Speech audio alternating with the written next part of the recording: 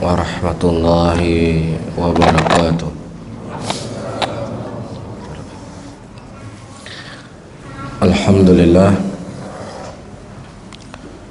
Alhamdulillah ya hamdan katsira thayyiban mubarakan fih mubarakan alaih kama yuhibbu rabbuna wa yarda. Asyhadu an la ilaha illallah wahdahu la syarika lah iqraran bihi wa tauhidan wa usalli wa usallim ala nabiyina al-karim Muhammadin wa ala alihi wa ashabihi wa man tabi'hum bi ihsanin ila yaumiddin. Saudara-saudaraku kaum muslimin dan kaum muslimat, ayyuhal ikhwah rahimani wa rahimakumullah. Sebagaimana yang diamanahkan kepada saya, pada malam ini kita akan membahas tentang orang-orang yang mereka terusir dari hudnya Rasulullah sallallahu alaihi wasallam. Pembahasan haud atau pembahasan Al-Kautsar itu termasuk ke dalam pembahasan akidah, termasuk dalam pembahasan keyakinan, dan dia termaktub di dalam rukun iman yang 6. Kita ketahui rukun iman sebagaimana yang dikhabarkan oleh Nabi SAW. Hadis yang dikenal dengan hadisun Jibril, ketika Rasulullah SAW ditanyakan oleh malaikat Jibril, akhbirni anil iman. Kemudian kata Rasulullah SAW, al-iman an tu'minu billahi wa malaikati wa kitabi wa rasulihi wa tu'minu bil yaumil akhir, dan disebutkan beriman kepada takdir. Ya, dari 6 rukun iman ini pembahasan haud masuk kepada pembahasan beriman kepada hari akhir. Dan para ulama menyebutkan beriman kepada hari akhir itu dibagi menjadi 2. Beriman secara mujmali dan beriman secara tafsili. Apa itu beriman secara mujmal? Beriman secara mujmal, seseorang ketika dia meyakini bahwasanya ada hari setelah hari dunia, maka sudah dikatakan dia sebagai seorang yang beriman. Dia mengatakan, saya beriman ada hari setelah hari dunia ini, ada hari kebangkitan. Ya, walaupun terkadang dia tidak memahami secara terperinci apa saja akan terjadi nanti di yaumul qiyamah. Ya, makanya ada pembahasan kedua, beriman kepada hari akhir secara terperinci. Ya, di antara bentuk iman seseorang kepada hari akhir secara terperinci, dia mengenal tentang adanya haud. Adanya apa? Al-haud. Haud ini, ayyuhal ikhwah rahimani wa rahimakumullah, adalah sungai yang Rasulullah sallallahu alaihi wasallam dimuliakan oleh Allah Subhanahu wa taala dengan sungai ini dan umatnya. Ya, Allah memuliakan Rasulullah sallallahu alaihi wasallam dan umatnya Nabi Muhammad dengan diberikan haud. Ya, ada beberapa dalil yang datang kepada kita. Rasulullah sallallahu alaihi wasallam mensifati tentang haudnya beliau ini. Namun sebelum kita membaca hadis-hadisnya, di sana ada sebuah ayat Al-Qur'an yang mana Allah Subhanahu wa taala menyebutkan, inna a'tainakal kautsar fashalli li rabbika wanhar inna syani'aka huwal abtar. Ya, apa sisi keterkaitan antara al-haud dengan al-kautsar yang disebutkan dalam ayat ini? Ya, inna a'taina kal kautsar, sesungguhnya ya kami telah memberikan kepadamu nikmat yang banyak. Dan nikmat yang banyak di sini disebut al-kautsar karena al-kautsar itu adalah sungai yang dia berasal dari dalam surga. Ya, sungai yang berasal dari dalam surga. Siapa yang seseorang meminum air yang ada di Al-Kautsar tersebut, dia tidak akan pernah haus selama-lamanya. Dia tidak akan pernah apa? Haus selama-lamanya. Iya. Kemudian Allah Subhanahu wa taala menyebutkan fashalli li rabbika wanhar. Maka salatlah kamu hanya untuk Allah dan menyembelihlah hanya untuk Allah. Ya, perhatikan ayat yang saya baca tadi, ayyuhal ikhwah rahimani wa rahimakumullah. Allah Subhanahu wa taala ketika memberikan nikmat kepada kita, apapun nikmat tersebut, selalu Allah Subhanahu wa taala mengingatkan untuk kita mensyukurinya. Dan mensyukuri nikmat Allah Subhanahu wa taala itu tidak hanya dengan lisan saja, tetapi bentuk syukur kepada Allah Subhanahu wa taala dengan apa? Perbuatan. Ketika Rasulullah sallallahu alaihi wasallam dianugerahi oleh Allah Subhanahu wa taala berupa sungai yang disebut sebagai sungai Al-Haud, yang asal airnya berasalkan dari air Kautsar sebagaimana akan dijelaskan, Allah memerintahkan kepada Rasulnya apa? Fasalli, sembahlah Allah. Ya, dan kepada Rabbmu hendaknya engkau menyembelih. Bisa difahami ya? Sehingga dalam hadis yang lain yang menunjukkan mana yang apa yang saya sebutkan tadi, ketika Rasulullah sallallahu alaihi wasallam beliau ditegur oleh istrinya, "Wahai Rasulullah, bukankah engkau orang yang sudah dijamin masuk surga? Bukankah Allah Subhanahu wa taala telah mengampuni dosa-dosamu yang terdahulu dan dosa-dosamu yang akan datang? Kenapa kau tidak istirahat sejenak ya Rasulullah?" Dalam posisi beliau sedang beribadah. Kemudian kata Nabi sallallahu alaihi wasallam, "Afala akuna abdan syakura?" Tidak bolehkah bagiku untuk menjadi seorang hamba yang bersyukur? Bagaimana bentuk Rasulullah bersyukur? Dengan beliau salat, dengan beliau sujud dan ruku kepadanya. Jelas ya? Jadi kalimat jadi bersyukur kepada Allah itu bukan hanya diucapkan dengan lisan, ya Masya Allah saya senang dapat rezeki dari Allah, Alhamdulillah. Tidak hanya itu saja, tapi bentuk syukur itu selain dia ucapkan dengan lisan-lisannya dan kemudian diamalkan dengan jawarehnya. Ya, oleh karena itu Allah menyebutkan dalam Al-Quranul Karim, la in syakartum la azidannakum wa la in kafartum inna adzabi lasyadid. Ya, kalau seandainya engkau mensyukuri nikmat yang aku berikan kepada kalian, maka apa? Aku akan menambah nikmat tersebut. Tapi kalau seandainya kalian mengkufuri nikmat yang aku berikan kepada kalian, maka sesungguhnya azabku sangat pedih. Dan bagaimana cara bentuk mengkufuri nikmat Allah? Bermaksiat kepada Allah.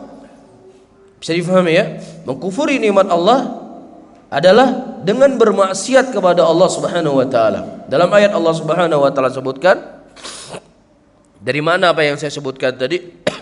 Kata Allah, daraballahu mathalan qaryatan kanat aminatan mutmainatan ya'tiha rizquha ragadan min kulli makanin fakaffarat bi an'umillah fa'adzaqaha Allah libasal khaufi wal ju' bima kanu yasnaun. Dan sungguh kata Allah Subhanahu wa taala, kami telah permisalkan sebuah negeri yang negeri tersebut tadi penuh dengan apa? Kenikmatan. Kami permisalkan sebuah negeri yang negeri tersebut kami berikan mereka rezeki dari segala penjurunya. Kemudian apa kata Allah? Fakafarat bi an'umillah. Mereka mengkufuri nikmat yang Allah berikan kepada mereka. Bagaimana cara mereka bentuk mengkufurinya? Mereka bermaksiat kepada Allah.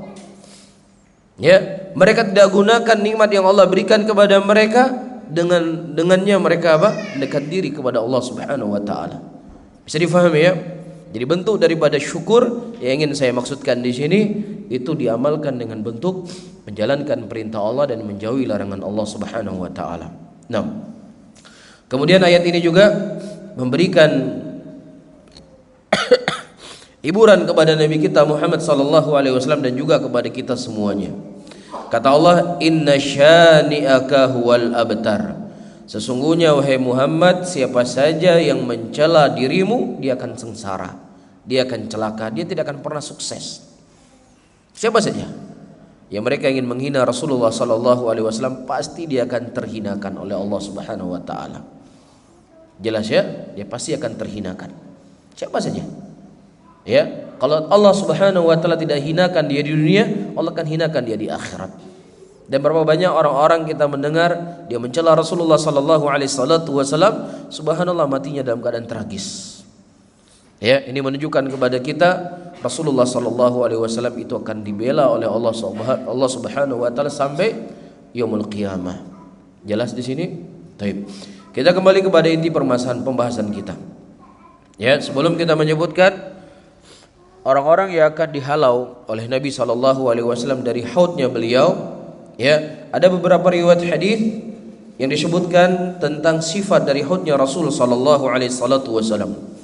Di antaranya kata Nabi SAW, fa innahu nahrun wa adani Rabbi azza wa jalla alaihi khairun kathir wa huwa haudun taridu alaihi ummati yawmal qiyamah aniyatu adadun nujum fayukhtalajul abdu minhum faaqulu rabbi innahu min ummati fayaqul ma tadri ma ahdathat ba'dak. Kata Nabi SAW, sesungguhnya dia adalah sungai yang Allah Subhanahu wa taala telah menjanjikan untukku, dan sungai tersebut memiliki kebaikan yang sangat banyak. Ia adalah telaga yang nanti akan didatangi oleh umatku pada hari kiamat, yang bejana atau gelas di telaga tersebut sejumlah bintang-bintang yang ada di langit, kata Nabi SAW. Ya, namun saking besarnya, sekian besar Allah Subhanahu wa taala memberikan anugerah kepada Nabi SAW berupa haud, ya, yang luasnya sangat luas sekali sebagaimana akan kita baca hadisnya. Bersama dengan itu kata Nabi SAW, akan ada di antara umatku yang mereka dihalau, tidak boleh mendekati haud tersebut. Jadi faham ya? Kemudian Rasulullah SAW berkata, ya Allah, itu umatnya saya. Ya Allah, itu umatnya saya. Kenapa mereka tidak bisa mendekati haudnya saya? Kemudian kata Allah Subhanahu wa taala, tidaklah engkau tahu bahwa mereka telah membuat amalan baru sesudahmu. Jelas ya? Jadi orang-orang yang mereka dihalau dari haudnya Rasulullah SAW adalah para pelaku bid'ah. Para pelaku bid'ah.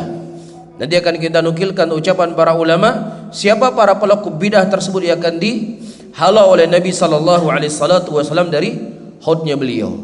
Nah, taib. Kemudian dalam hadis yang lain, dari hadis Abu Dzar Al-Ghifari radhiyallahu taala anhu, beliau berkata, ya Rasulullah, ma aniyatul haud? Ya Rasulullah, apa bejana haud nanti?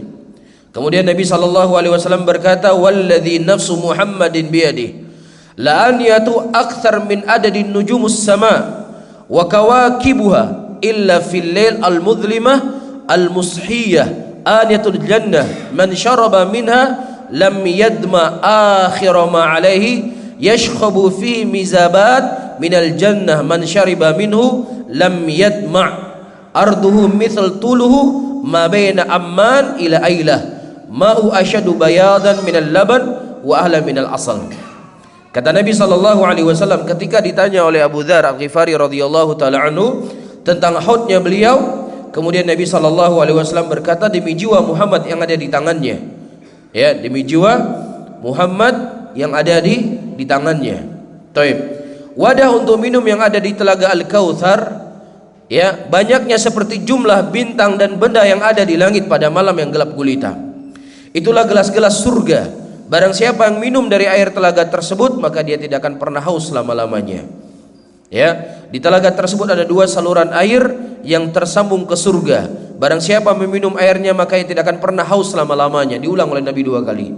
Lebarnya sama dengan panjang, yaitu seukuran antara Aman dengan Ailah, yaitu negeri Aman sampai ke negeri Ailah. Itu panjang haud Nabi SAW. Sekian ratus kilometer, sekian ribu kilometer panjang haudnya Nabi SAW,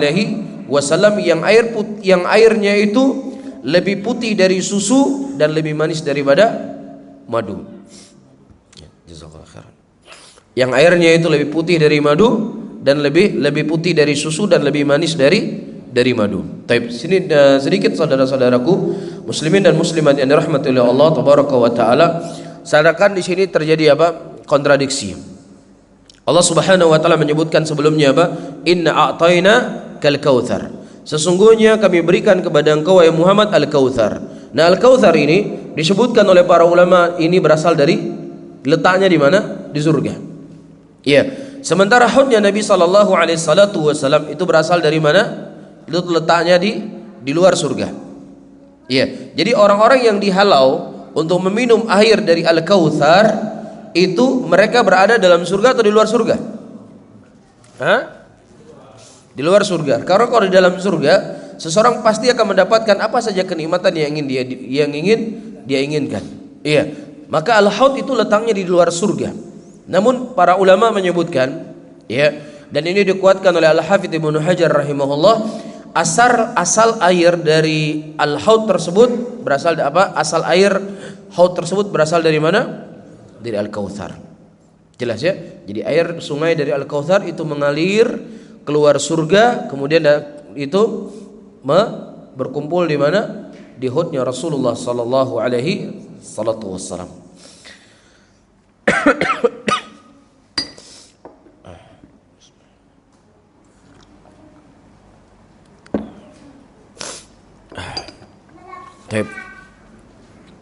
Kemudian ayyuhal ikhwah rahimani wa rahimakumullah, ya, kita masuk kepada inti pembahasan yang ingin kita bahas.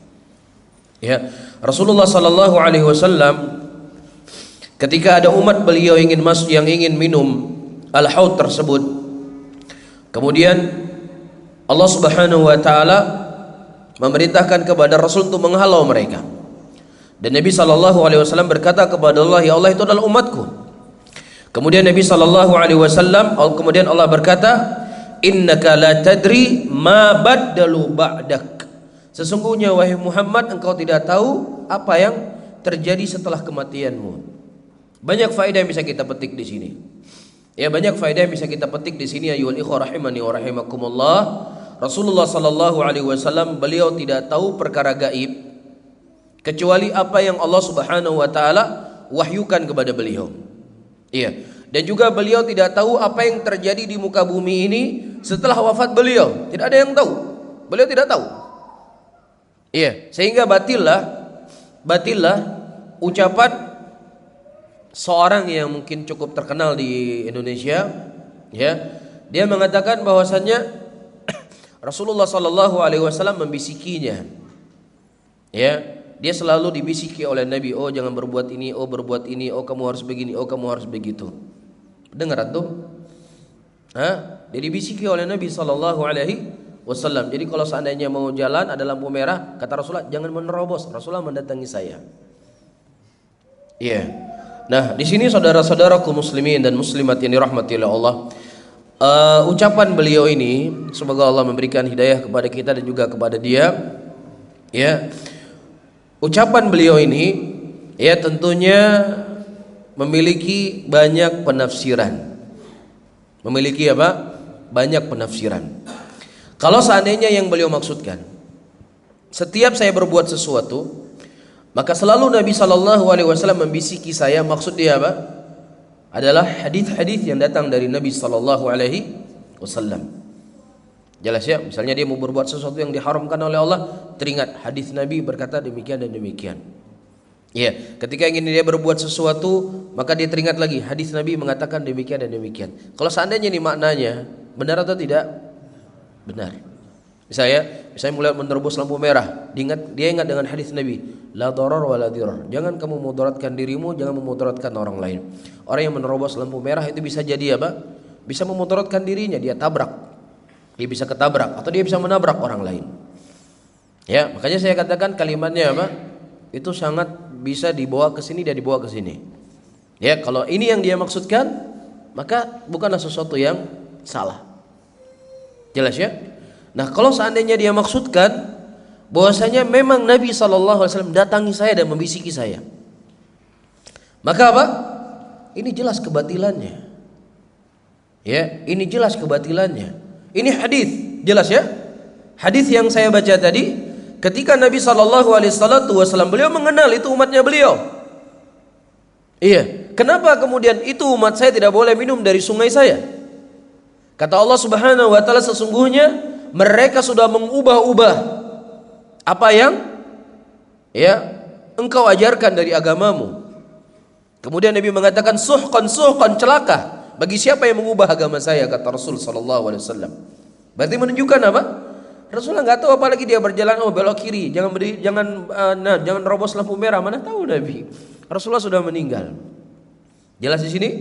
Kemudian yang kedua, Allah Subhanahu wa taala menyebutkan di dalam Al-Qur'anul Karim, Rabbirji'uni la li'amalu salihan fima tarak.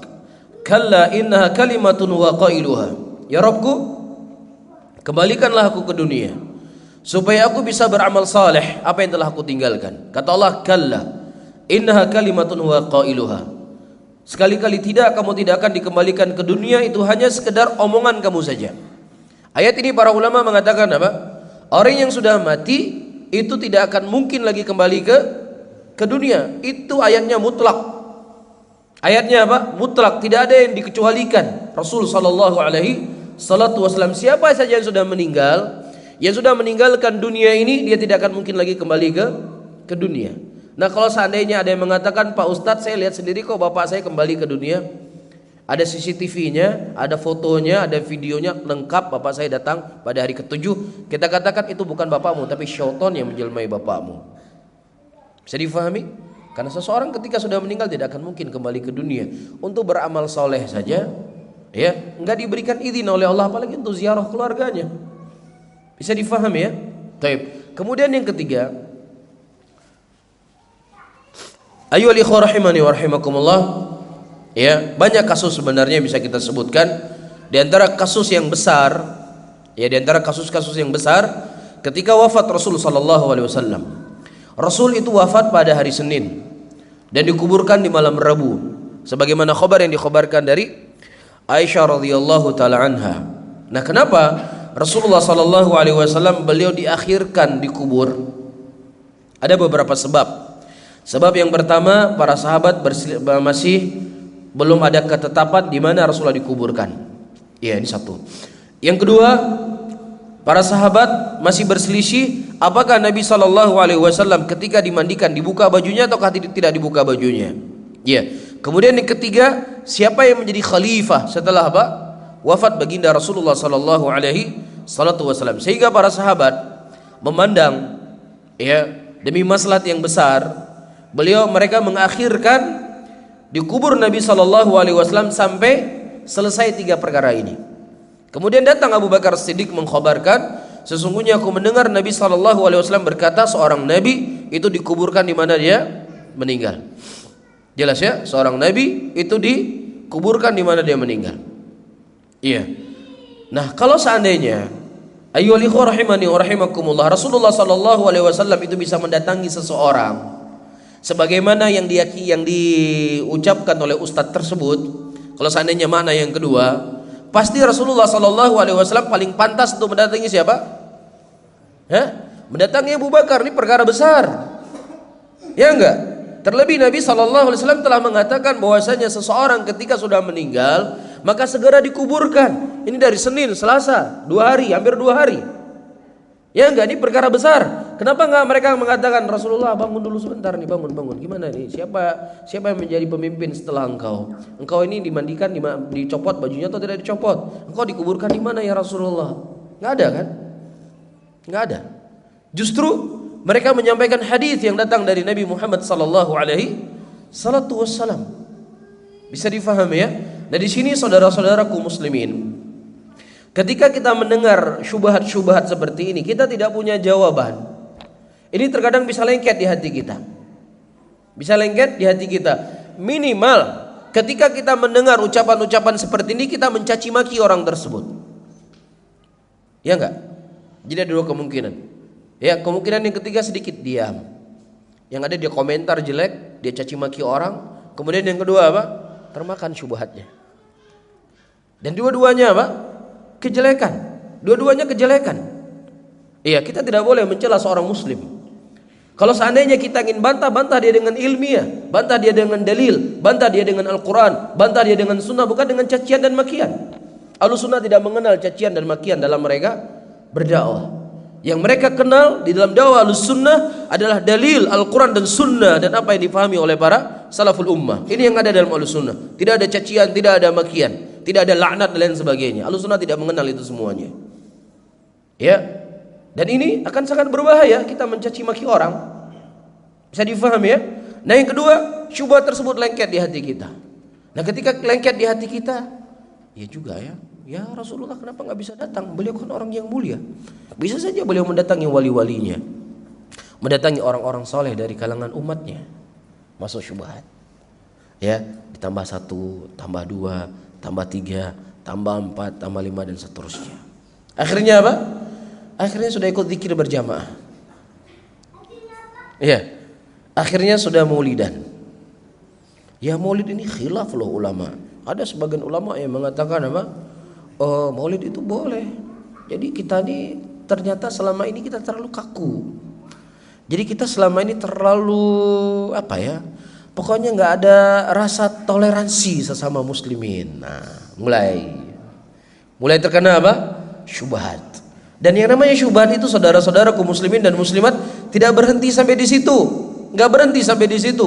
Falamma azaghu azaghallahu qulubahum.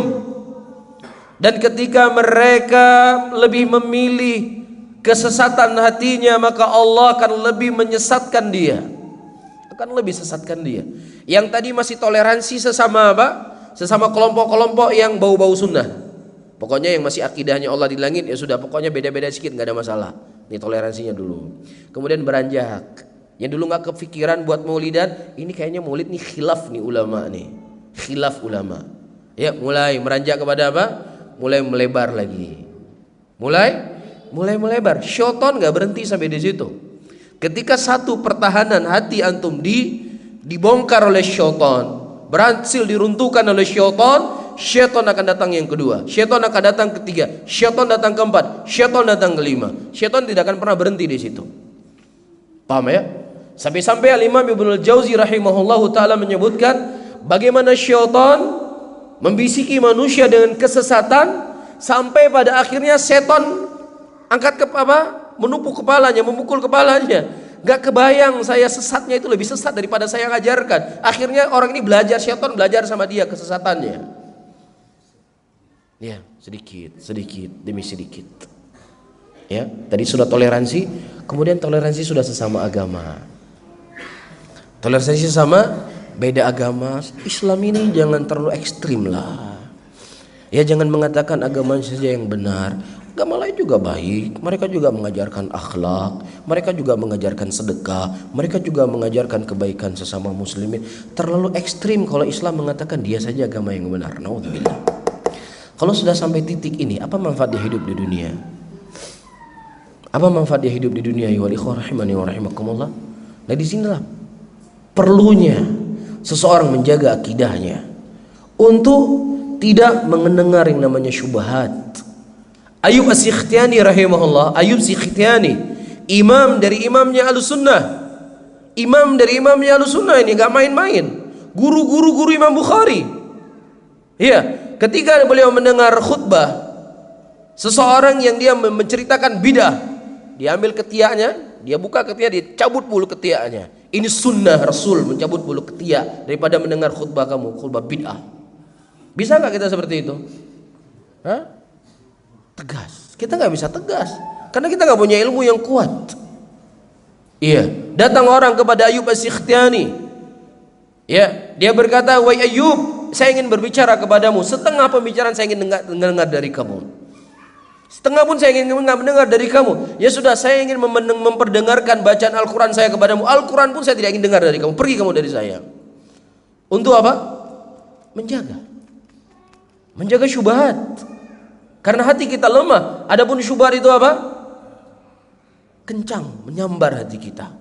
Dan ini sudah banyak korban. Ya, sudah banyak terjatuh, sudah lagi tidak peduli. Dulu Masya Allah ceramahnya, ya maulid itu tidak boleh dihadiri, maulid itu bid'ah. Ujung-ujungnya ikutan maulid. Ya, sambil takbir, Allahu Akbar, Allahu Akbar, Allahu Akbar. Ikutan maulid. Tadi Masya Allah anti. Terus ya, yang tadinya masih bau sunnah, pokoknya sesama sunnah yang gak maulidan ini semua kita bersatu. Mulai meranjak ke yang lainnya lagi. Sudah, hilang bau sunnah darinya. Ini berbahaya saudara-saudaraku muslimin. Ini berbahaya. Bukan kita mau berbicara toleransi. Rasulullah SAW orang yang paling bertoleransi. Ya, para ulama-ulama kita, ulama-ulama Ahlussunnah adalah orang yang lebih mencintai kita dibandingkan cinta kita kepada diri kita sendiri. Tetapi bagaimana keras sikap tegas mereka kepada apa? Pelaku syubhat. Ya, orang sudah tidak lagi memikirkan tentang akidah, ini sudah berbahaya. Sudah berbahaya. Ya, antum coba baca buku para ulama. Bagaimana para ulama membantah pemikiran-pemikiran yang mengatakan Allah Subhanahu wa taala apa? Berada di mana-mana. Antum baca. Antum baca sikap tegasnya mereka. Di antaranya disebutkan oleh Ibnu Khuzaimah rahimahullah, sebagaimana dinukilkan oleh Al-Imam Adz-Dzahabi dalam kitab beliau Al-Ulu. Kata Imam Ibnu Khuzaimah rahimahullah, bermakna barang siapa yang seseorang mengingkari keberadaan Allah Subhanahu wa taala di atas langit, iya, setelah dia membaca ayat Al-Qur'an dan hadis-hadis yang sangat banyak dari Nabi sallallahu alaihi wasallam, kalau seandainya dia mati, maka dia tidak dikuburkan di kuburan muslimin. Tidak dikuburkan di kuburan muslimin. Ya, nah kalau seandainya pun mayatnya ini membuat ganggu daripada bau busuknya, maka ditanam di tempat sampah supaya tidak mengganggu muslimin dari baunya. Ini sikap tegas ulama Ahlussunnah. Bagaimana mereka menyikapi orang-orang yang menyimpang dari akidah yang lurus. Kemudian kita menganggap diri kita lebih hebat dari mereka.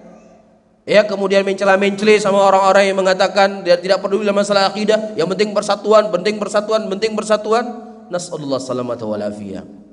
Ini musibah. Ini musibah ayuhal ikhwah, ketika sudah tidak ala tertanam kecintaan seseorang kepada akidah yang benar. Imam Ahmad rahimahullah bertahun-tahun beliau di penjara, disiksa, tidak diberikan air untuk berwudu. Untuk apa? Untuk menjaga akidah Ahlussunnah, untuk menjaga keyakinan beliau bahwasanya Allah Subhanahu wa taala itu apa? Berbicara. Al-Quran itu makhluk. Al-Quran itulah kalamullah, bukan makhluk. Diperangi oleh Imam Ahmad rahimahullah, dan beliau bersabar. Ya, sampai-sampai ketika beliau diperdebatkan dengan Ibnu Abi Duat, apa yang beliau katakan? Wa Amirul Mukminin, berikan air untuk saya untuk berwudu. Sesungguhnya saya tidak pernah diberikan air untuk berwudu. Kenapa beliau melakukan ini? Karena kecintaan kepada akidah Rasul sallallahu alaihi wasallam, kecintaan kepada manhaj. Gak ada Imam Ahmad mencela-mencela ke sana kemari. Oh ya sudah, kamu mengatakan Al-Quran makhluk, ya silakan. Saya mengatakan Al-Quran kalamullah, yang penting kita bersatu. Gak ada Imam Ahmad seperti itu manhajnya. Ini manhaj orang-orang yang baru datang sekarang, yang seakan lebih hebat daripada imamnya Ahlussunnah. Ini berbahaya. Ini berbahaya ayyuhal ikhwah rahimani wa rahimakumullah. Ahlussunnah, ya, mereka siap bertoleransi ketika itu urusannya ada perkara-perkara yang dibolehkan itu berselisih. Tapi perkara-perkara yang itu masalah akidah, masalah usul, pegang kuat-kuat usul tersebut. Jangan sampai rasa manisnya akidah yang ada dalam hatimu dicabut oleh Allah Subhanahu wa taala. Bisa difahami ayyuhal ikhwah rahimani wa rahimakumullah? Iya. Dan subhanallah, dengan kesabaran Imam Ahmad rahimahullah, beliau dipuji oleh para ulama. Hafizallahu hadzal din bi rajulin bi Abi Bakrin yaumur riddah wal Imam Ahmad yaumul mihnah. Allah Subhanahu wa taala menjaga agama ini dengan dua orang laki-laki. Dengan Abu Bakar Siddiq radhiyallahu taala anhu ketika terjadi apa? Fitnah orang-orang murtad. Dan ketika Imam Ahmad di zaman fitnah khalqul Quran, Imam Ahmad dengan tegasnya. Begitu juga Syekhul Islam Ibnu Taimiyah rahimahullah. Iya, bagaimana sikap tegas beliau menulis akidah Awasithiyah, membantah kelompok Asy'ariyah, membantah Maturidiyah. Enggak ada yang Syekhul Islam berjalan bareng sama mereka, muhadharah bareng sama mereka, membuat pergerakan bareng sama mereka. Enggak ada, dibantah oleh Syekhul Islam. Beliau menulis risalah Tadmuriyah, juga membantah mereka. Beliau menulis risalah Al-Hamawiyah, juga membantah mereka.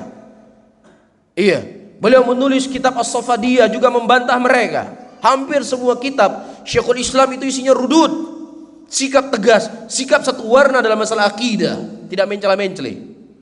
Bahkan kata Syekhul Islam Ibnu Taimiyah rahimahullah, kalau seandainya saya tidak membantah mereka, kalau seandainya saya tidak membicarakan penyimpangan mereka, maka saya akan diangkat sebagai tokoh yang paling mereka agungkan. Ini kata Syekhul Islam. Karena keilmuan beliau. Iya, karena keberanian beliau. Ya, maka mereka akan menjadikan saya sebagai apa? Sebagai tokoh yang sangat mereka hormati. Namun bukan dunia yang dicari oleh Syekhul Islam, bukan dunia yang beliau cari. Bukan kedudukan yang beliau cari agar lebih banyak pengikutnya, agar lebih banyak yang mendengar ceramah beliau.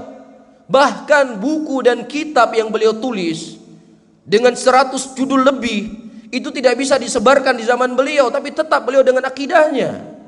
Gak ada beliau mengatakan, ya daripada ilmu kita gak bisa tersebar, ya sudahlah pokoknya kita saling memaaf-maafkan lah apa yang kita berselisih. Ya biar buku kita, dakwah kita bisa lebih tersebar, bisa diterima oleh umat. Gak ada. Bahkan Al-Imam Ibnu Abi Izz rahimahullah ketika mensyarah kitab Aqidah At-Tahawiyah, apa yang beliau tulis? Wa hadhil mas'alah. Masalah ini telah dibahas pada tempatnya. Maksudnya tempatnya apa? Buku-buku Syekhul Islam Ibnu Taimiyah. Kenapa? Nggak berani mereka sebutkan nama Ibnu Taimiyah, habis mereka. Tapi apakah membuat itu Syekhul Islam berabu-abu dalam masalah akidah? Apakah membuat beliau abu-abu dalam masalah keyakinan? Tidak sama sekali. Beliau tetap dengan keyakinannya, masuk penjara, keluar penjara, sampai beliau nggak sempat menikah. Karena apa?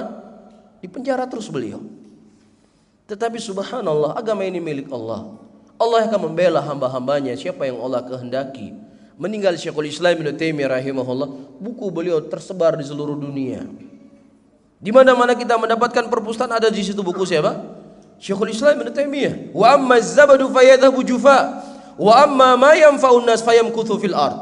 Adapun buih di lautan walaupun itu banyak, hilang, akan sirna.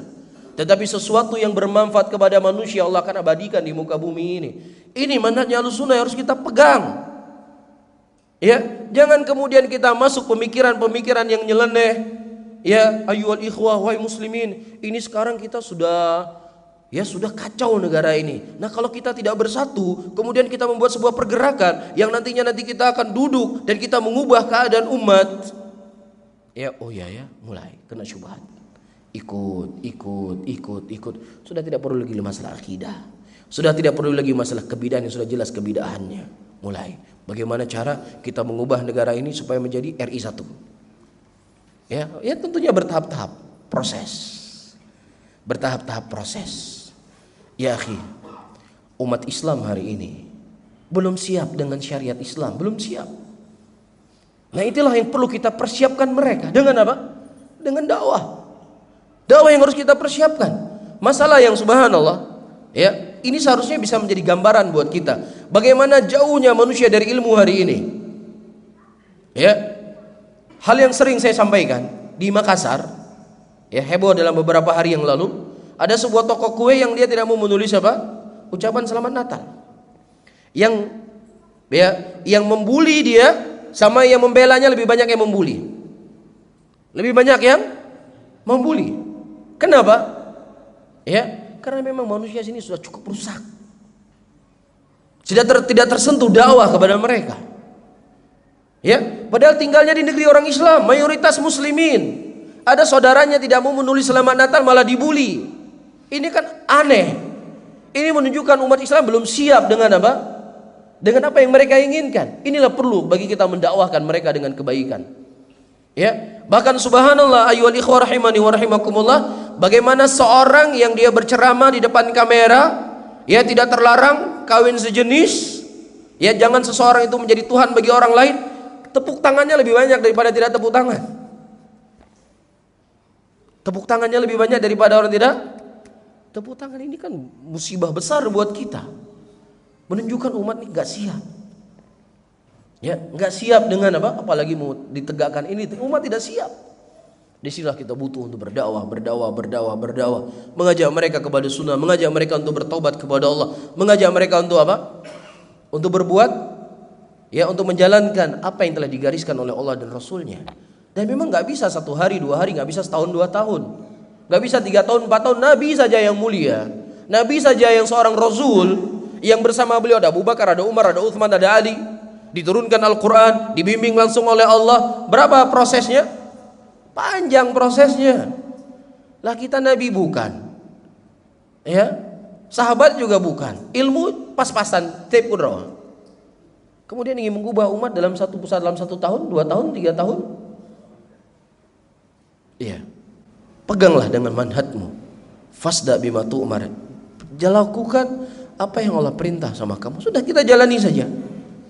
Ya, kita tidak dibebani oleh Allah Subhanahu wa taala untuk masyarakat Indonesia ini semua apa? Semua menjadi sunnah. Enggak dibebani kita oleh Allah Subhanahu wa taala. Kita hanya dibebani oleh Allah menyampaikan dan berjalan di atas apa yang telah ditetapkan oleh Allah dan Rasulnya, sudah cukup sampai di situ. Ya, Allah Subhanahu wa taala yang menentukan, Allah yang akan yang atur sendiri.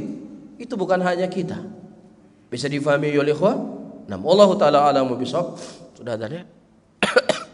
Tapi insyaallah kita sambung pada sesi selanjutnya badal insyaallah. Wallahu taala alamu bisawab. Allahumma shalli ala Muhammadin wa ala alihi wa ashabihi wa man tabi'ahum bi ihsanin ila yaumiddin. Assalamualaikum warahmatullahi wabarakatuh.